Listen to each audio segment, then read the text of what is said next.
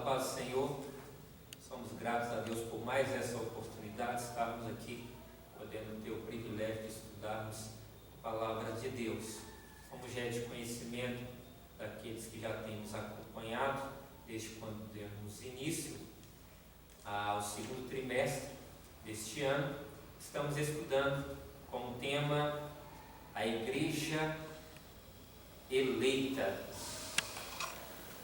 redimida pelo sangue de Jesus Cristo e selada com o Espírito Santo da promessa.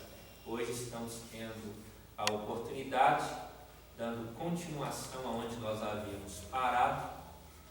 Estaremos estudando a lição de número 6, que traz como tema a condição dos gentios sem Deus. É um assunto que eu creio que vai ser muito edificante para todos aqueles que vierem acompanhar esta lição. O textual, ele encontra-se Epístola aos Efésios, capítulo de número 2, versículo 11. Portanto, lembrai-vos de que vós, noutro tempo, éreis gentios na carne e chamados incircuncisão pelos que na carne se chamam circuncisão feita pela mão dos homens. A verdade prática: outrora sem Deus por meio de Cristo, os gentios tornaram-se descendência de Abraão e herdeiros da promessa. Os nossos irmãos, caso não tenham possuído a revista, a leitura bíblica em classe, ela encontra-se Epístola aos Efésios, capítulo de número 2, versículos 11 e 12, e Epístola aos Romanos, capítulo de número 4, versículos 12 ao 14. Então, os irmãos têm uma liberdade de estarem lendo em casa. Então, nós estaremos estudando este assunto hoje, a condição dos gentios sem Deus. Graças à misericórdia de Deus, nós hoje pertencemos, nós vamos estar aprendendo a um novo povo. Outrora éramos e estávamos nessa condição de gentios, distanciados da promessa de Abraão, as promessas que Deus houvera feito através da nação de Israel, mas que agora nós vamos ver que, através da pessoa bendita de Jesus Cristo, seu nascimento, morte e ressurreição, dá-nos a condição de poder estarmos fazendo parte também, conforme Israel, dessas promessas. Somos herdeiros dessas promessas espirituais, conforme o próprio Paulo já pôde escrever em suas epístolas. Nós somos herdeiros de Deus e co-herdeiros com Cristo, segundo a promessa que foi feita ao nosso pai Abraão. Então nós vamos hoje estar vendo quem eram esses gentios, qual era o pacto que Deus houvera feito com eles, dentre algumas alianças. Que aliança foi essa da circuncisão? Qual era essa aplicação hoje no sentido espiritual na vida do salvo? Então eu creio que Deus tem muito a estar agregando aos nossos conhecimentos e trazendo edificação, sem dúvida, à vida espiritual de todos. Então vamos dar sequência. Eu quero já desde antemão agradecer também os nossos professores que estão aqui nos auxiliando, a nossa irmã Ana Paula, que é professora aqui na subsede da Regional Sarzedo, o diácono Wagner também, que nos auxilia aqui como um dos professores da nossa escola bíblica dominical. Eu quero deixar já de início uma pergunta para a nossa professora irmã Ana Paula, para estar nos comentando esse primeiro tópico, chamados à incircuncisão, nos comentar o conceito de circuncisão e o seu significado religioso. A circuncisão, que vem a ser essa circuncisão no coração e a circuncisão na nova aliança. Pai do Senhor, os irmãos presentes, aos que nos assistem, que a paz de Deus também esteja no teu coração. Eu vou estar falando sobre o conceito da circuncisão, mas primeiro eu queria dar a definição dessa palavra, que no vocábulo em português derivado do latim significa cortar em redor. Ou seja, era uma cirurgia externa feita por mãos de homens. Nessa cirurgia era removido o prepúcio ou a pele do órgão genital masculino. E para que essa cirurgia? Quando nós vemos no capítulo 12 de Gênesis, nós vemos Deus chamando o homem por nome Abrão. E com esse homem, Deus ele faz algumas promessas. Ele fala também que dele descenderia uma grande nação, uma nação que seria diferente das demais, uma nação que ele ensinaria os seus caminhos, que ele enviaria até mesmo o Messias que havia de vir como plano de salvação. Então nós vemos que Deus, no capítulo 17, ele faz um pacto abrâmico. E esse pacto, Deus, ele coloca a circuncisão como sinal desse pacto. Então no capítulo 17 de Gênesis, nós vemos Deus mudando o nome de Abrão para Abraão. E Abraão já estava na idade de 99 anos e passou pela primeira vez por esse processo cirúrgico externo. Não só Abraão, mas também o seu filho Ismael, que ele teve com Agar. Ismael era da idade de 13 anos e todos aqueles servos que residiam também com Abraão. A ordenança de Deus era que a circuncisão ela teria que acontecer no 8º dia do nascimento da criança. Então, independente que fossem servos na casa de Abraão, prosélitos, algumas pessoas que queriam alinhar, ter parentesco com ele, teria que passar pela circuncisão. Porque era um sinal de que aqueles que descenderiam de Abraão, eles seriam um povo diferente. Nós sabemos que depois do dilúvio, a diversidade de etnias cresceu de uma tal forma e era necessário Deus estabelecer uma nação que fosse diferente das demais. As outras nações eram nações completamente pagãs. Então Deus ele faz esse chamado, Deus faz esse pacto abrâmico e Deus faz com que esse pacto tenha por sinal a circuncisão. Então, independente que fosse algo que estabelecido por Deus, nós vemos que com o passar dos anos houve uma pequena negligência pelo povo de Israel, como nós vemos por parte de Moisés. Moisés, quando ele saiu do Egito, ele casa com Zípora e tem filhos. Nós vemos que quando Deus ele revela para Moisés que o plano de libertação do seu povo, e Moisés em rumo novamente ao Egito, juntamente com a sua família, Deus o queria matar. Por quê? Porque Moisés, sendo conhecedor dessa vontade divina, ele negligenciou na circuncisão do seu próprio filho, como nós vemos em Êxodo, capítulo 4, 24 e 25, parte A. E aconteceu que no caminho, numa estalagem, que o Senhor encontrou e o quis matar. Então, Zípora tomou uma pedra aguda e circuncidou o prepúcio de seu filho. Nós vemos que, independente daquele que participava da nação de Israel, tinha por sinal a circuncisão. Nós vemos quando um filho de Ramon, Siquém, ele estrupou uma das filhas de Jacó, por nome Diná, e ele queria tomar ela por mulher.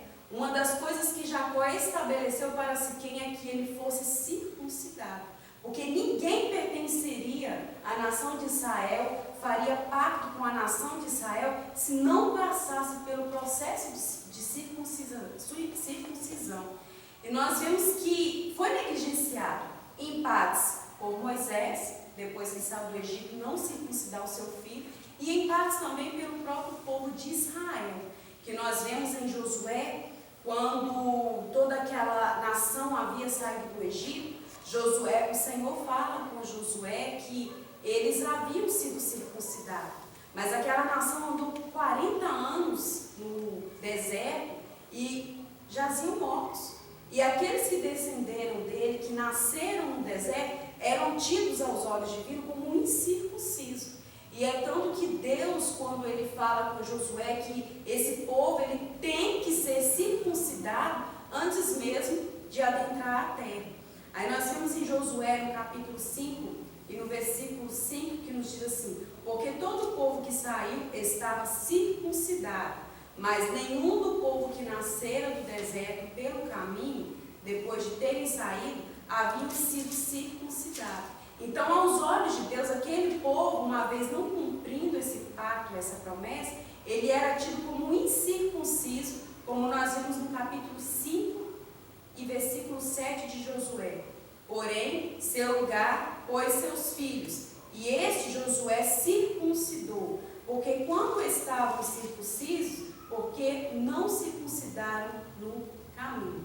Então, toda nação, todo povo que não passava por esse sinal, por essa aliança abrâmica, aos olhos de Deus, não só aos olhos de Deus, mas aos olhos também de Israel, ele era tido como incircunciso. Por isso que os gentios também, eles eram tidos como incircuncisos, porque esse era um pacto que Deus fez com o povo que descenderia de Abraão. E tem um significado religioso. Esse significado religioso, ele tem como, por exemplo, pureza espiritual e santificação. Seria uma característica do povo de Deus. Nós sabemos que tanto o homem quanto o redimido, quanto o não redimido, eles têm uma tendência, ou seja, eles são tentados principalmente na área sexual. Nós vimos na aula passada a respeito das pessoas que vivem por viver a vontade da sua carne.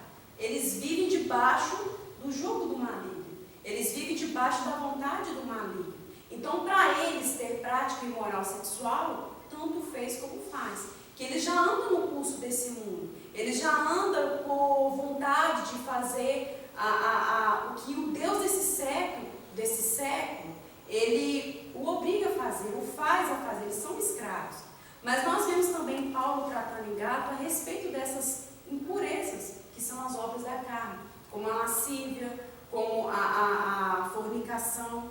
Então nós vemos que é uma tentação não só para aquele que não serve a Deus, mas também para aquele que serve a Deus. Então Deus, ele pega algo que o homem ele é mais tentado, em que ele tem muitas vezes mais fraqueza em dominar, e escolhe como um sinal de pureza, de santificação. Então Deus exigiu que o povo simbolizasse a santificação de sua vida por meio da purificação desse óleo. Ou seja, seria uma aliança de purificação. Era um efeito de eliminação carnal. Então, nós vemos que desde o Antigo Testamento até do Novo Testamento e o presente século XXI, nós vemos que a imoralidade sexual, ela tem sido algo muito depravado diante dessa sociedade. E um ponto importante é que a circuncisão era algo tão sério, mas tão sério, que os judeus, eles consideravam impuro alimentar juntamente com o circunciso. Nós vemos um exemplo de Gálatas, quando Paulo fala que ele repreende Pedro, porque Pedro estava tratando com indiferença os irmãos que eram gentios e aqueles que vinham da parte de Tiago. Então, Paulo, ele repreende Pedro quanto a essa situação, porque eles levavam muito a fim. Mediante os seus 613 mandamentos, a circuncisão era algo que eles viam como uma regra, como uma lei, como algo que tinha que ser seguido à risca. E era um assunto que deveria ser tratado na igreja, por quê? Porque estava trazendo muita confusão, estava trazendo até mesmo discórdia entre os irmãos. E nós vemos que nessa repreensão, Paulo ele fala com Pedro, porque antes, no capítulo 2, versículo 11 e 12 de Gálatas, ele fala, porque antes de chegarem alguns da parte de Tiago, ele fazia suas refeições na companhia dos gentios. Todavia, quando chegaram, Pedro foi se afastando até se apartar dos incircuncisos, apenas por temor aos que defendiam a circuncisão. Pedro também ele foi questionado quando ele entra na casa de Cornélio para falar a respeito da salvação, que era através de Jesus Cristo. quando ele relata esse episódio em Atos 11, ele logo é indagado: você entrou na casa de incircuncisos? Você comeu com eles? Então era algo que eles tinham assim, como eu posso dizer, muito afinco. Eles, qualquer coisa, eles se consideravam impuro por essa mistura com o gentio. Então era algo que Paulo ele queria tratar. E nós temos um terceiro subtópico que fala circuncisão do coração, era onde Paulo ele começa a tratar, ele começa a falar que essa circuncisão, ela sim foi realizada por mãos humanas, ela sim foram realizada uma cirurgia externa, mas agora a circuncisão que Deus queria era uma circuncisão diferente, ela viria agora interior, ela não era mais exterior. Não era uma circuncisão que precisaria de facas de pedra, como era usado, não tinha nem bisturi na época. O material usado para essa cirurgia era facas feitas de pedra. E Paulo ele começa a ressaltar e falar que a verdadeira circuncisão, ela não tratava mais da operação realizada por homens. Mas agora a circuncisão, ela era tratada no interior do coração, como ele fala em Gálatas, no capítulo 5, capítulo 6, versículo 15, porque em Cristo Jesus, nem a circuncisão e nem a incircuncisão tem virtude alguma, mas sim o ser uma nova criatura. É lógico que no sentido religioso, ela significava pureza, santidade, santificação. Independente que esse ato cirúrgico ele foi mudado, né? Independente que não há mais a necessidade dessa cirurgia externa, o seu significado ainda ele é real. Deus ele requer a mesma pureza. Deus requer a mesma santificação. De fato, não vai precisar mais dessa cirurgia. Não precisou mais da nova aliança, não precisou mais de passar por esse processo, mas o seu significado que Deus ele havia chamado o povo, ele ainda é real. Ele ainda requer de nós santificação. Ele ainda requer de nós uma vida debaixo do senhorio de Cristo. E nós vemos que nós agora estamos na circuncisão da nova aliança. Gerou muita confusão, gerou muita discussão na época, até mesmo na igreja da Antioquia, ao ponto dos irmãos ter que levantar um concílio para poder tratar dessa situação. Porque havia um grupo de judeus que defendiam e afirmavam que os gentios tinham que passar por essa situação, né? E os irmãos da época do concílio até mesmo afirmavam: olha, isso foi difícil até para nós, foi algo até pesado para nós, agora nós queremos impor também aos nossos irmãos essa tal situação. Então, mediante sobre a ajuda do Espírito Santo, sobre a orientação do Espírito Santo, nós vemos um relato em que eles decidem qual seria agora o método usado, que não seria mais a circuncisão externa, mas seria agora a abstência dos pecados, da impureza moral, como nós vemos em Atos, no capítulo 15, versículo 28 e 29, que nos diz assim: na verdade pareceu bem ao Espírito Santo e nós não vos impor mais encargo algum, senão estas coisas necessárias, que vos abstenhais das coisas sacrificadas aos ídolos, e do sangue e da carne sufocada, e da fornicação. Dessas coisas farei bem, se vos guardardes, bem vos vá. Agora, sobre essa nova aliança, a circuncisão que era agora necessária seria interna, seria a pureza, seria a santificação, seria andar agora debaixo da vontade do senhorio de Cristo. Era nova criatura. Não adiantava nada um homem ele passar por aquele processo cirúrgico, até mesmo um processo doloroso, mas no seu coração não haver mudança, nas suas atitudes não querer ser regido debaixo da vontade de Deus. E era isso que acontecia com o povo de Israel. Os irmãos eles queriam sim que os gentios fossem passados por tais situação, por essa cirurgia, mas nos antepassados nós vemos mesmo nos livros dos profetas, tanto os maiores quanto os menores, Quando Isaías mesmo falava que esse povo, ele honra a Deus com a boca e com os lábios, mas o coração do povo estava longe de Deus, porque eles tinham a circuncisão como sinal, que era da vontade de Deus, mas o seu próprio coração, que Deus queria, acima de tudo, estava longe dele.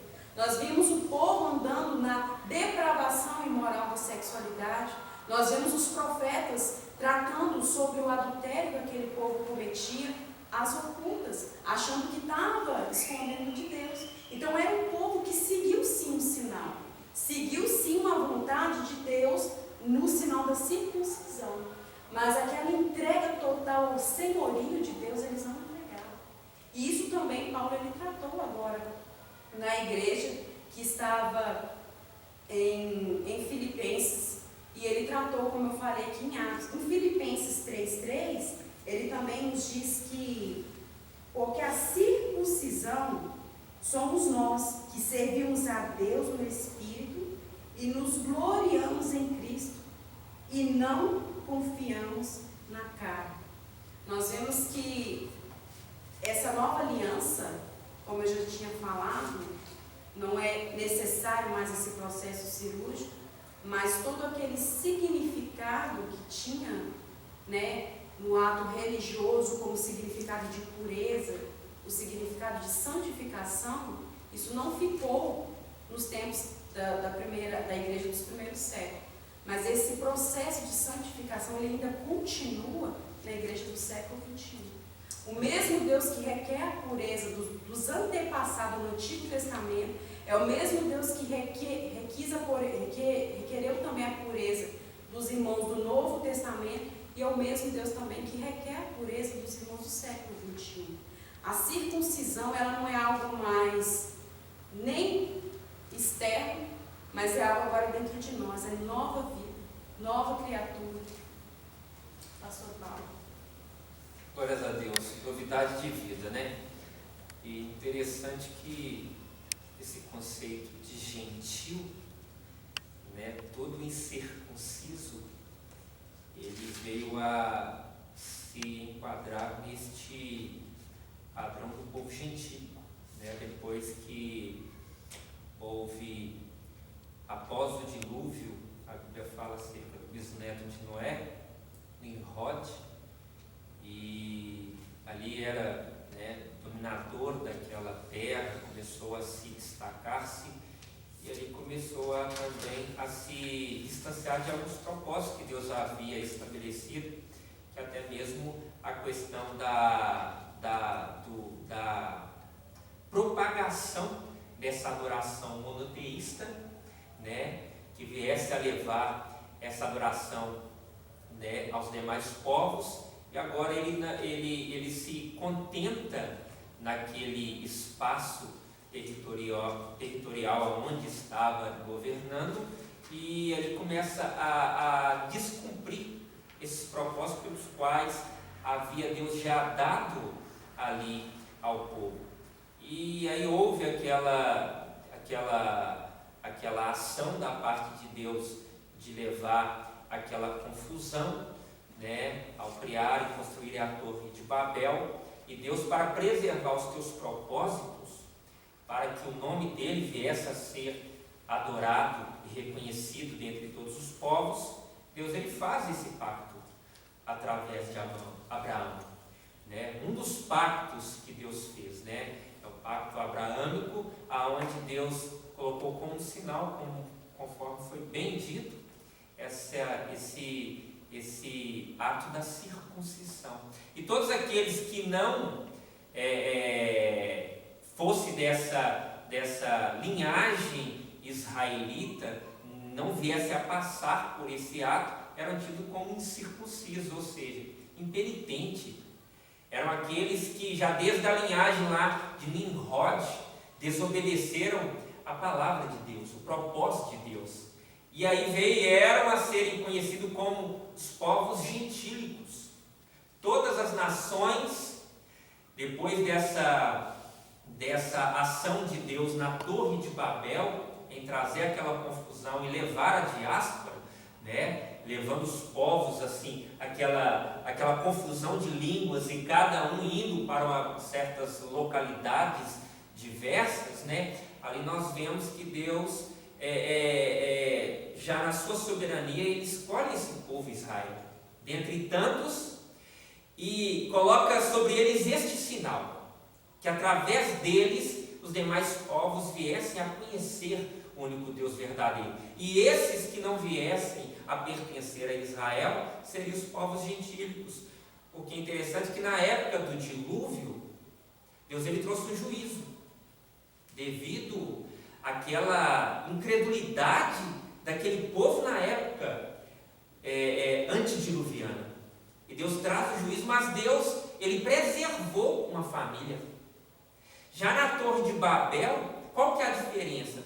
Não houve ninguém, podemos assim dizer, que preservasse o propósito divino em adorar a Deus, em cumprir esses propósitos pelo qual Deus, no pacto noaico, reforçou aquilo que havia sido dado a Adão: frutificar e multiplicar e encher a terra.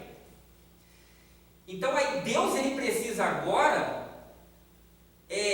dando continuidade aos seus propósitos, fazer alianças. E desses pactos, aí vem o pacto abraâmico, aonde Deus, ele, pelo sinal da circuncisão, distingue Israel dos demais povos. Deus vem trazendo outros pactos, o pacto conhecido também como sinaítico, né, onde no Monte Sinai, Deus ele dá a Israel 613 mandamentos. Mais à frente tem o pacto palestiniano, onde Deus, Monte Gerizim, Monte Ebal, faz ali um pacto com Israel novamente, se caso eles atendessem o propósito pelo qual Deus havia os chamado, separado através do Monte Sinai como nação santa, sacerdote real, Deus iria os conferir a Canaã, a terra da promessa. Mais à frente o pacto davídico, aonde Deus renova promessas através da linhagem de Davi, que Davi iria reinar, da sua linhagem, além desse governo que ele já estaria exercendo, viria o Salvador. Mas tudo isso, hoje nessa nova aliança, podemos fazer uma aplicação na nossa igreja. Israel se julgava dentre os demais povos, sobressaía diante dos demais povos, julgava-se o dono da situação, né? Esbanjava-se os privilégios devido às alianças que Deus fizera com eles. E hoje nós, igreja, às vezes nós julgamos: eu sou salvo, sou do Ministério Assembleia de Deus, eu leio Bíblia, eu oro, eu consagro, eu jejuo, não perco um culto. Não, você vai para o inferno, aquele de lá vai para o inferno, esse já está condenado. E julgamos, colocando já em um prévio situação de condenação, algo que nenhum de nós podemos, porque é Deus que é o único juiz, é Ele que tem o poder de falar quem é salvo e quem não é, e nos gabamos devido ao privilégio de hoje nós termos sido alvo dessa maravilhosa graça e pertencermos a essa igreja eleita. Igreja eleita que eu não me refiro e não limitamos também Ministério Assembleia de Deus. A igreja que zela e vela e obedece a palavra de Deus. Essa é a igreja eleita, essa é a igreja que há de subir. Então nós muitas das vezes nós estamos muito à parte do povo de Israel, que se julgava devido a tantos privilégios, serem o povo da salvação e os demais todos a condenação. Então nós temos que ter essa transformação, nós temos que ter essa mentalidade em saber que é a graça. É a graça de Deus que nos revelou esse grande amor, que hoje, em Cristo, nós somos herdeiros de Deus e co-herdeiros com Cristo e passamos a ter parte dessas promessas que Deus conferiu a Abraão e Israel e que hoje esse novo povo, igreja de Deus, família de Deus, que Paulo escreve esta epístola aos cristãos que estavam ali em Éfeso, Ou quem sabe, né, quem tem como a teoria a carta circular, os cristãos gentílicos, não sabemos, mas certo é que quem está em Cristo é alvo dessas mesmas promessas e que venhamos ter essa compreensão. É a graça de Deus que nos deu esse acesso. Diácono Wagner, quanto ao tópico 2, estranhos ao concerto da promessa, éramos estranhos ao concerto da promessa. Nos comente algumas situações que o apóstolo Paulo ele aponta em relação à condição dos gentios a esse concerto. Cumprimento os irmãos com a paz do Senhor. Estou muito feliz com essa oportunidade. E o Paulo já me deu essa oportunidade, de estar falando desse segundo tópico, onde o comentarista ele fala aqui, que os gentios eram estranhos ao concerto da promessa. Eu acho que não tem coisa pior, irmãos, que ser um estranho, um desconhecido na presença de Deus. A gente vê aqui que Paulo apontou a situação dos gentios. Ele fez com que os gentios se voltassem ao passado, lembrassem o que eles eram e no que eles se transformaram. Ele comenta aqui que os gentios eles tinham uma vida sem Cristo, que eles eram separados da comunidade de Israel e que eles estavam alienados aos pactos das promessas. E sobre uma vida sem Cristo, veja bem o que o comentarista descreve. Ao descrever a história passada dos gentios, o apóstolo traz à memória que naquele tempo, isto é, antes da regeneração, eles viviam imersos no paganismo, isto é, portanto, sem Cristo. Uma das palavras mais pregadas por Paulo em suas cartas era em Cristo Jesus. Para os irmãos que gostam de número, Paulo usa esse termo em Cristo Jesus, no Senhor ou nele 160 vezes. 36 vezes ele comenta só em Efésios. Mas o que significa essa expressão em Cristo Jesus? Veja bem, irmão, significa que todo crente fiel tem a vida somente estando em Cristo Jesus. Ou seja, aqui Paulo está dizendo que o crente fiel, para ter uma vida abundante, ele precisa estar em Cristo Jesus. Oh, aleluia, E é por isso que nós estamos alegres, irmãos, porque nós temos essa vida abundante, nós temos Cristo Jesus em nosso meio. Mas aqui Paulo volta ao passado e descreve a situação do homem sem Cristo. Mas veja bem, irmãos, por que Paulo volta ao passado, sendo que ele mesmo pregou várias vezes, dizendo que as coisas velhas já se passaram e eis que tudo se fez novo? Aqui, irmãos, acredito eu que ele fala isso para os gentios, para que os gentios possam valorizar a sua nova identidade, que eles possam valorizar a misericórdia de Deus, para que eles possam valorizar o amor de Deus. Infelizmente, irmãos, o ser humano, ele tem essa tendência de se esquecer das coisas boas que o Senhor fez e que ele continua fazendo. E em decorrência disso, o ser humano se acomoda, se esfria e acaba se distanciando de Deus.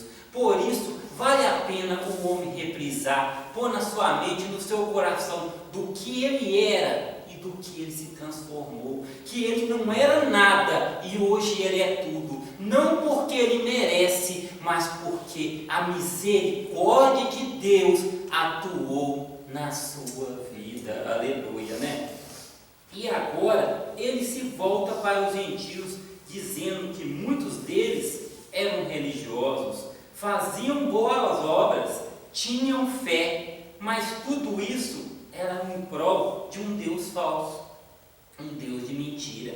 Eles serviam um Deus de momento, que poderia ajudá-los com curas, bens materiais e até vingança sobre os seus inimigos. Mas, irmãos, eles não conheciam a Jesus, eles não conheciam a salvação. Podemos ver aqui em João, capítulo 4, 22 e 23, que diz assim: vós adorais o que não sabeis, nós adoramos o que sabemos, porque a salvação vem dos judeus. Mas a hora vem, e agora é, em que os verdadeiros adoradores adorarão o Pai em espírito e em verdade, porque o Pai procura os que assim o adorem.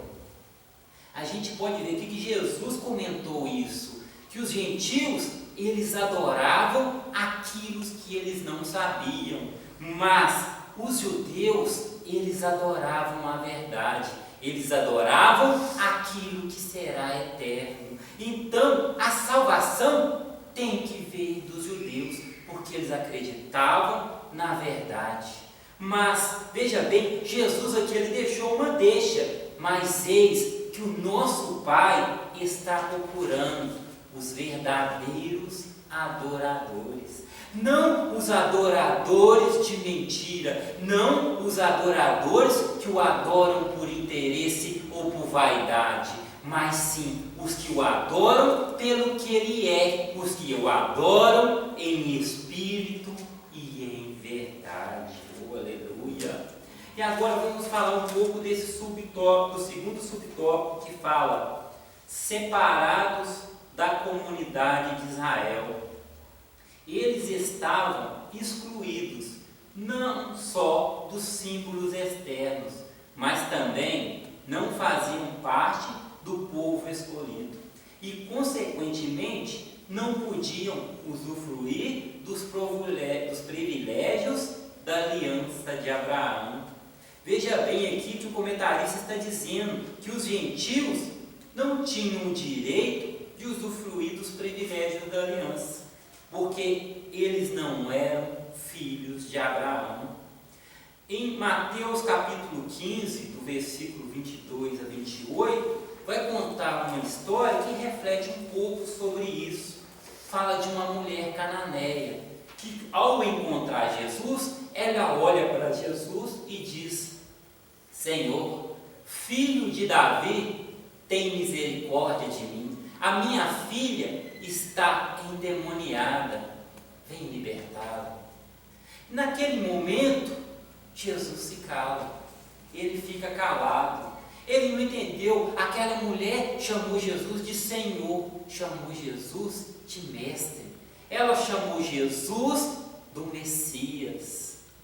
Mas Jesus ficou calado e de repente os discípulos disseram por ele assim: mande embora Jesus, essa mulher é cananeia, ela não tem direito da promessa, ela aqui está gritando, clamando por ti, mas ela não pode receber as bênçãos que você veio trazer para a herança de Israel.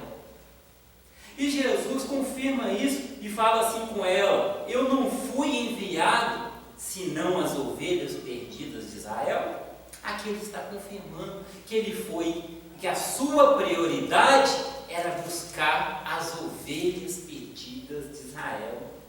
Mas aquela mulher, irmãos, ela não desiste, ela persiste, ela fala assim: Jesus, socorre-me, eu te adoro, vem atender o meu clamor. E Jesus continua falando com ela assim: eu não posso tirar os pães dos filhos e deitá-los aos cachorrinhos.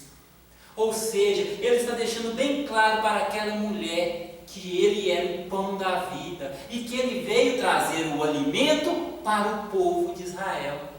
Mas aquela mulher, ela usa sua fé e diz para Jesus: não, Jesus, mas deixa cair somente uma migalha sua, somente uma migalha, e eu creio que a minha filha será curada. Oh, aleluia! Veja bem, Jesus admirou a fé daquela mulher e disse: mulher, grande é a tua fé, volte para a sua casa, pois a sua filha está curada, oh aleluia, oh glória a Deus, aleluia. E hoje, irmãos, nós temos um livre acesso com o Pai. Não temos o direito somente de migalhas, mas temos o direito do pão da vida. Em João capítulo 6, verso 35, o Senhor Jesus disse assim: eu sou o pão da vida, aquele que vem a mim nunca terá fome, e quem crê em mim nunca terá sede. Oh aleluia, glória a Deus, aleluia. Mas voltando aqui para a lição, mesmo os judeus virando as costas para Jesus, eles ainda continuavam no plano salvífico do Senhor. E eu digo sim, irmãos, em Romanos capítulo 11 vai falar do futuro de Israel. No versículo de 36 diz que assim que todo Israel será salvo, como está escrito: de Sião virá o libertador, e desviará de Jacó as impiedades. Mas, irmão Wagner, aqueles irmãos, aqueles judeus de coração duros, eles vão ser salvos? E olha só o que está escrito no versículo 27: e será o meu conserto com eles, quando eu tirar os seus pecados. Aqui ele está dizendo que todo aquele que se converter ao Senhor, que aceitar a Jesus como seu Salvador, estes sim serão salvos. Oh, aleluia. Mas os gentios, veja bem, irmãos, em Efésios 2,14, Paulo disse assim: porque Ele é a nossa paz. E quem é a nossa paz, irmãos? Jesus Cristo, o qual ambos os povos fez um. Mas quem são esses povos? São os judeus e os gentios, e eles formaram um. Qual é? A igreja, derrubando a parede de separação que estava no meio. Veja bem, irmãos, o nosso Senhor Jesus, Ele quebrou a parede do orgulho, quebrou a parede da lei, quebrou a parede do egoísmo e montou um só corpo, um só povo, e este povo é a igreja. Oh, aleluia! E para finalizar, Gálatas 3,29 diz assim: e se sois de Cristo, então sois descendência de Abraão e herdeiros conforme a promessa. Aqui ele está dizendo que se somos de Cristo, somos sim descendência de Abraão e somos também herdeiros conforme a promessa do nosso Senhor Jesus Cristo. Amém? Aleluia. Glórias a Deus. Esse é o privilégio que hoje nós temos, né? Fazemos parte desta igreja. A Bíblia, ela nos revela que existem precisamente 3 tipos de povos na ótica divina. Deus, quando nos olha, Ele vê 3 tipos de povos. Aí nós vemos Israel, povo judeu, nós vemos os gentios, e através de Cristo, esse novo povo que foi formado, que hoje, tanto judeus e gentios, né, esses que estavam não ingressos a essa aliança que Deus fez com Abraão, né, e vindo a serem conhecidos como incircuncisos, né, aí Deus vai formar essa família, a família de Deus, que Paulo, ele trata, ele expressa, né, ele traz essa expressão na epístola em Apês que nós estamos estudando, né. Então hoje cumpre-se algo que a Bíblia nos revela aos Gálatas, que já até foi lido, né, e esses 3 tipos de povos na ótica divina está lá em 1 Coríntios capítulo 10, versículo 32. Não vos torneis causa de tropeço nem para judeus, nem para gentios, nem tampouco para a igreja de Deus. Esse terceiro povo, essa unificação de judeus e gentios em Cristo, forma-se aí a igreja de Deus, né? A família de Deus. E aos Gálatas, aí nós hoje, Paulo escrevendo aos Gálatas diz que não existe mais escravo nem livre, não existe mais homem e mulher, não pode haver mais judeu nem grego, todos vós sois um em Cristo, e se sois de Cristo, também sois descendentes de Abraão e herdeiros segundo a promessa. Então é um privilégio para nós, como igreja eleita, sermos alvo dessa promessa de termos essa segurança, sermos alvo, sim, dessa herança que Deus hoje confere, não somente limita a Israel, mas a igreja que se encontra em Cristo, né, sendo alvo aí dessa tão gloriosa salvação. Que Deus possa continuar nos abençoando. Eu quero perguntar à nossa irmã Ana Paula, com relação aí ao subtópico 3, esse segundo tópico, nos comente um pouco dos pactos das promessas, que éramos alienados, e a posição que os gentios tomaram mediante o sangue de Jesus. Se a gente for olhar o verbo transitivo indireto, a palavra alienado significa transferir o direito para outro. O transitivo direto significa afastar ou desviar. Mas a forma expressada, alienados, do pacto que o autor usa é uma forma grega, quer dizer apalotrostai, que significa excluído. Não é só o povo conhecido como o povo da incircuncisão, porque era um povo que não tinha aquele sinal, né, estabelecido por Deus, mas também era um povo excluído das promessas que Deus havia dado ao seu povo.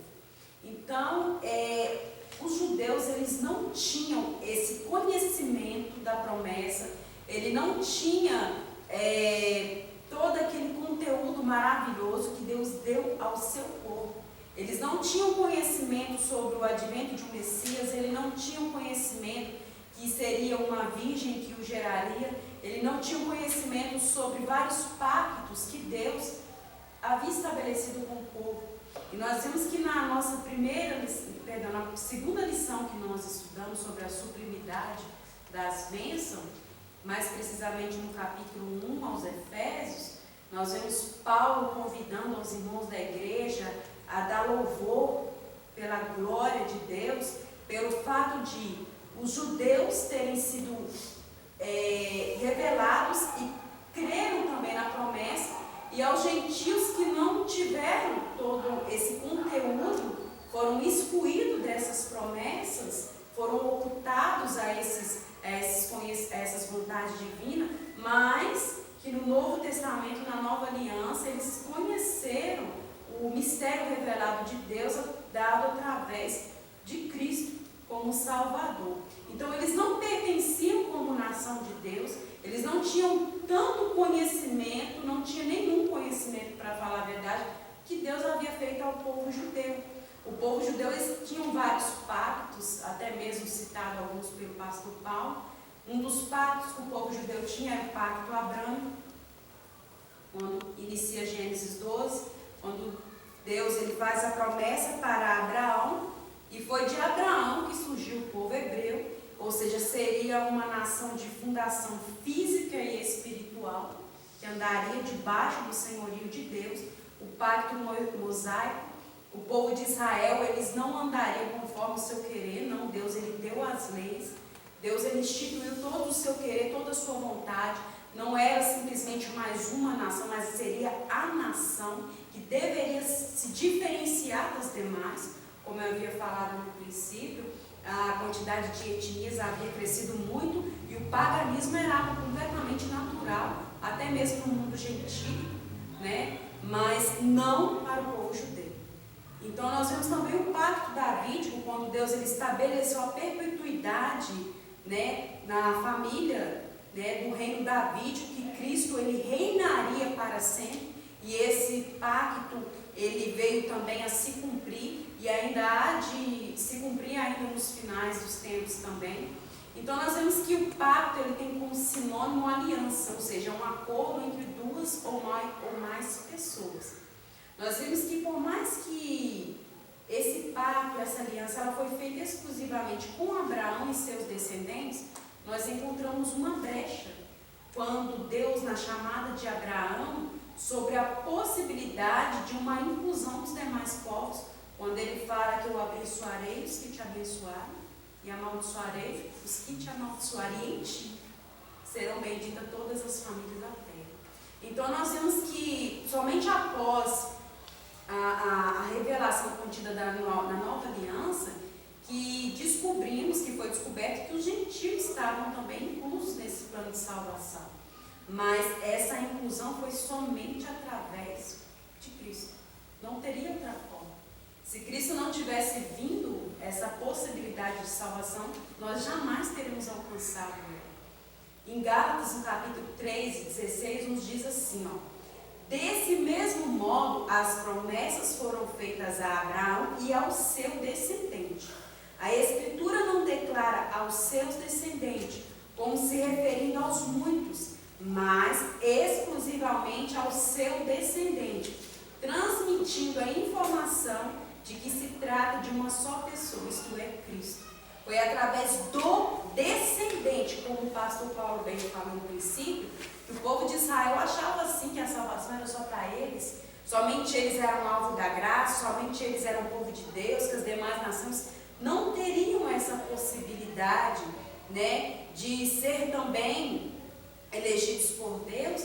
Nós vemos que Paulo ele menciona que nós, se estamos em Cristo, também somos descendentes de Abraão, como o irmão Wagner já leu. E se sois de Cristo, então sois descendentes de Abraão e plenos herdeiros de acordo com a promessa. De fato, nós estávamos alienados da promessa, excluídos da promessa, excluídos de toda a revelação divina. Mas através do sangue de Cristo, nós nos tornamos também herdeiros de Abraão, por meio do seu descendente, por meio de Cristo, aquele que havia de vir, aquele que os judeus eles esperavam, eles aguardavam. Todos os judeus sabiam que um dia viria o Messias. Ele veio. E não só eles foram alvos dessa promessa, como também conhecedor, até mesmo antes de nós, mas nós também fomos alvos dessa promessa e dessa salvação tão maravilhosa. Estávamos de fato excluídos, mas agora através do sangue, nós agora somos um só corpo, a saber, a igreja de Cristo. Pastor Paulo. Aleluia. Glórias a Deus, né? Isso renova a nossa esperança, que é o que nós vamos estar agora vendo no tópico 3, Paulo, no versículo de número 12, né, ele faz questão de dizer que a condição dos gentios, trazendo a memória ali a quem foi direcionada a carta, nós cremos que aos cristãos de Éfeso, né, para aqueles que não têm essa teoria da carta circular.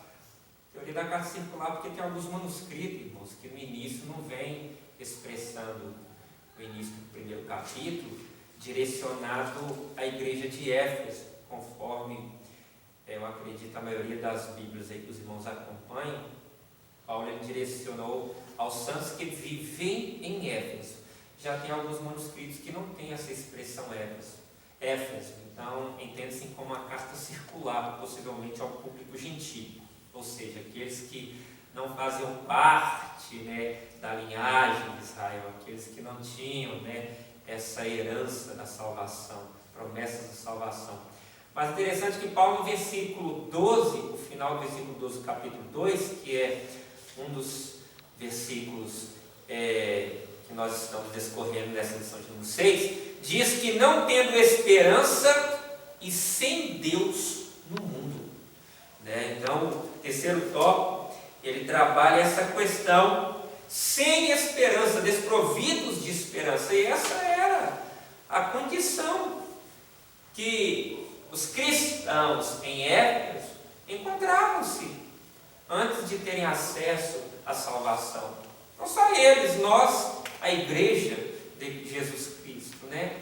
Nós vemos que o público, o povo gentílico, eles não tinham esperança, né? E Paulo, ele até faz uma expressão na epístola aos 1 Coríntios, né? Ele diz que quando ele começa a trabalhar a questão da esperança da igreja, a ressurreição de Cristo, Jesus ressuscitou. Se Cristo não ressuscitou, é vã a vossa fé, é vã a vossa esperança. E aqueles que morreram estão sem Cristo, né? Mas aí ele traz a convicção da igreja de Corinto, mas Cristo ressuscitou, sendo Ele a primícia dos que dormem. Aí vai ao decorrer dessa conscientização que ele traz à igreja, para assim, ó, se Cristo não ressuscitou, quer comamos, quer bebamos e morreremos. Que era o que o povo gentílico trazia consigo. Não, a vida é agora, o momento é hoje, vamos desfrutar o melhor que pudermos, pois não há essa vida após a morte. Agora em Cristo, nós passamos a sermos alvos dessa esperança que Cristo traz à igreja, né? E era até algo que Paulo teve algumas das suas dificuldades, suas viagens missionárias, os epicureus, os estoicos, que tipos de ensinos filosóficos que minavam esse tipo de crendice daquele povo gentílico. Não, a vida é aqui, não existe esperança após a morte. Mas em Cristo nós voltamos a ter o conhecimento que há sim a eternidade para aqueles que se encontram nele, nos aguardando, né? E isso é tão maravilhoso. Essa semana eu tive, né, que participando de um velório próximo de um dos parentes, parte da minha esposa, e ali tive que estar fazendo um culto fúnebre. E por mais que sim, é momento de perda, de dor, mas o salvo é diferente. Nós participamos, presenciamos e trazemos através dessa circunstância que nós estamos sujeitos a presenciar e até passar, exceto a igreja que estiver viva no arrebatamento, né? São os únicos que não vão passar pela morte, mas é a única certeza que nós trazemos conosco, que é a morte. Mas a morte não é o fim. Nós sabemos que a vida é Cristo. E não se refere que em Cristo nós não vamos morrer, não é isso. Mas nós temos a certeza que estamos, né, caminhando para a Canaã celestial. Que Cristo foi nos preparar um lugar e há de voltar para que venhamos estar com Ele, né, aonde Ele se encontra aí, foi preparar para nós essa promessa, essa eterna redenção celestial. Ele há de voltar. Então não fica conforme era o conhecimento desse público gentílico, né, antes da vinda de Cristo. Não tinha. E porque não dizia até mesmo os cristãos, muitos tinham essa dificuldade, né, em entender acerca dessa esperança que Cristo trouxe à igreja. Mas nós temos que estarmos cientes que hoje nós não somos mais desprovidos de esperança conforme eram os gentios. Hoje nós temos a certeza que Ele foi nos preparar um lugar, né, para onde que Ele estiver, podemos estar também. Jesus disse que em verdade vos digo, todo aquele que ouve as minhas palavras e crê naquele que me enviou, ele já tem a vida eterna. A palavra nos diz, ele tem a vida eterna. Não fala ele terá, não, ele já tem a vida eterna. Passou da morte para a vida, né? Então que venhamos, né, estar trazendo alento à nossa alma e essa certeza que há um lugar melhor, aonde olhos não viram, ouvidos não ouviram, e jamais chegou ao coração do homem o que ele foi preparar para aqueles que o amam.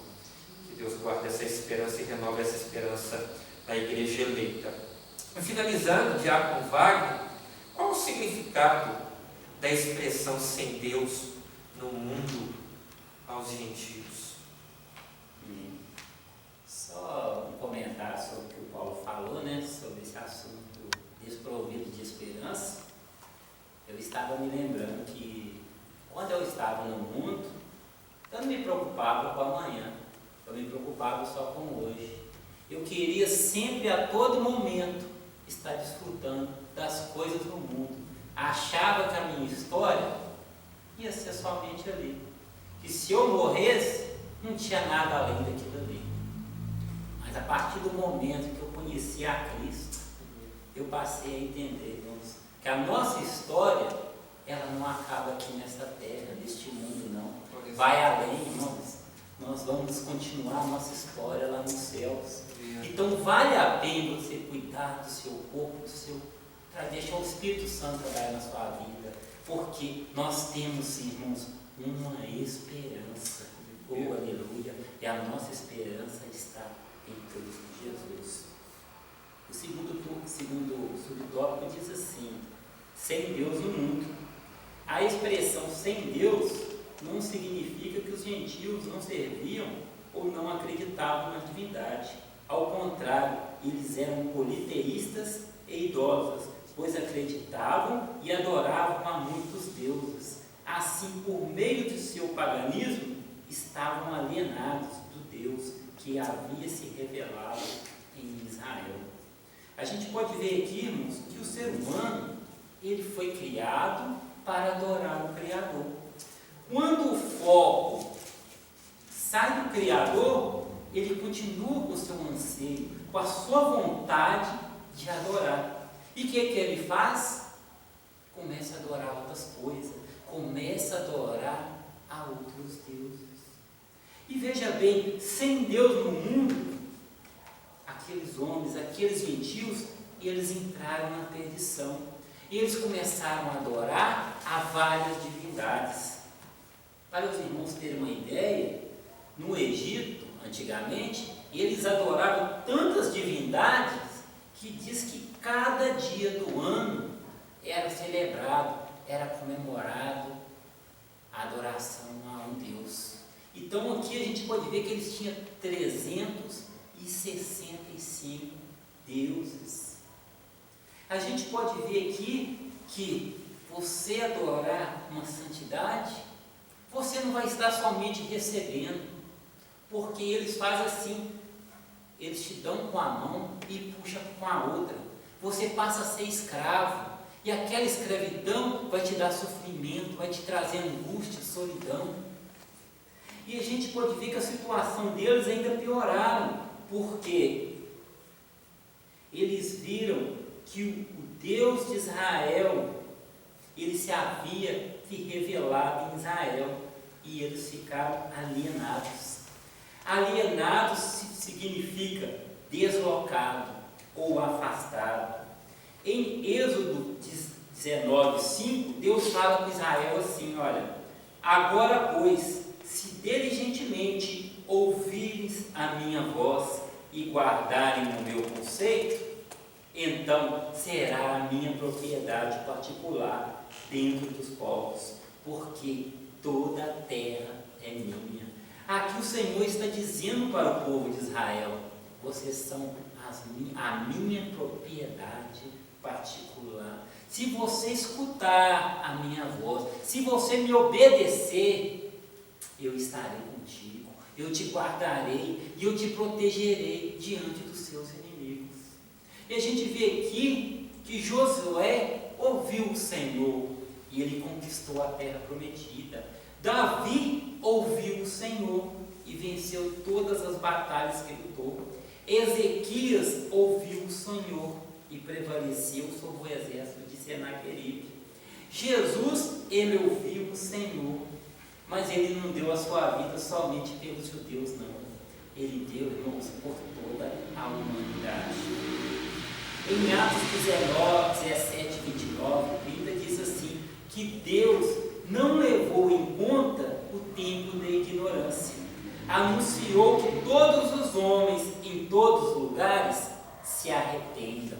Aqui ele está dizendo que o homem, ele terá uma nova oportunidade se ele se arrepender. Ele vai criar uma nova história.